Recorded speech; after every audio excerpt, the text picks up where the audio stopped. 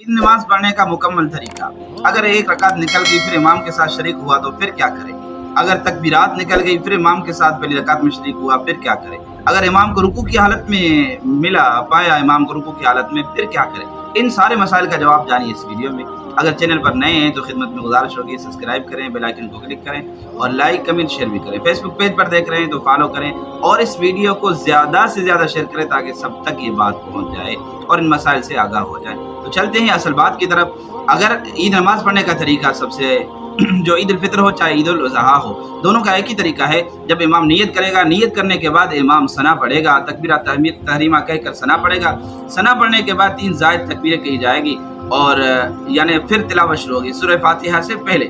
सना के बाद सूरह फातिहा के बाद 3 जायद तकबीरें कही जाएगी, फिर तिलावत शुरू हो जाएगी। फिर मामूल के मुताबिक ऐसी तिलावत रहेगी, फिर पूरी रकात होगी, फिर रुकू होगा, सजदा होगा। फिर दूसरी रकात जब से शुरू होगी तो सबसे पहले तिलावत होगी, सूरह फातिहा होगी, फिर सूरह कोई भी सूरत पढ़ेगा इमाम साहब, फिर रुकू में जाने से पहले 3 जायद तकबीरें कहेगा।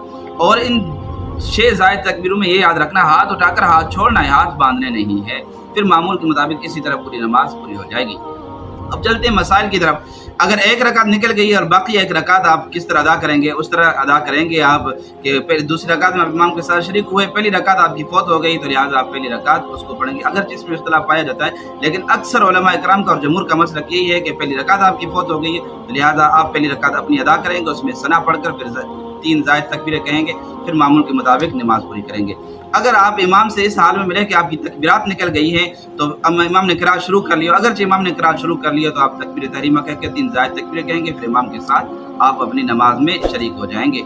और फिर अगर इमाम को रुकू की हालत में पाया और आप समझ सकते हैं 3 जायद तकबीरें कहकर इमाम को रुकू की हालत में पा लेंगे तो आप 3 जायद तकबीरें कहें, वरना इमाम को रुकू की हालत में